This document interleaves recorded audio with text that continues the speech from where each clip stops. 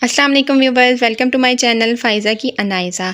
तो ये है अनाइज़ा और इस वीडियो में मैं आपको बताऊंगी कि अनाइज़ा का जो है वो दांत पैदाइशी है। जी, तो बात करेंगे पैदाइशी दांत की, ठीक है। इसने जो है ये जब पैदा हुई थी, ठीक है, ये अभी जो है 1 मंथ और 5 दिन की है, ठीक हो गया। तो जब ये पैदा हुई तो इसके जो है एक मसूड़ा बना हुआ था, ठीक है। तो यहाँ पर आप देखिए कि इसका ये छोटा सा दांत भी है जो कुछ दिनों के बाद इसका बन गया था। तो अनाइज़ा जब पैदा हुई तो इसका था मुंह में, ठीक है, एक मसूड़ा बना हुआ था इसका।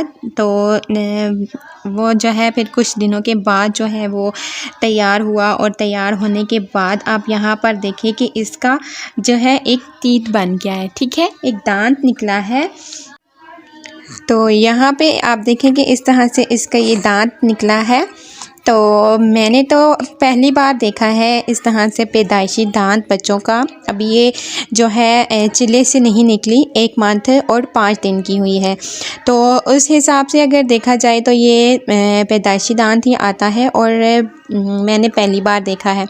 अगर आप लोगों में से किसी ने देखा है तो आप मुझे इसकी इन्फॉर्मेशन दीजिएगा कि ये क्यों होता है, ठीक है। कुछ लोग कहते हैं कि 1 दांत हो तो लकी होता है बच्चा वो, और 2 दांत हो तो वो बच्चे के लिए अच्छे नहीं होते।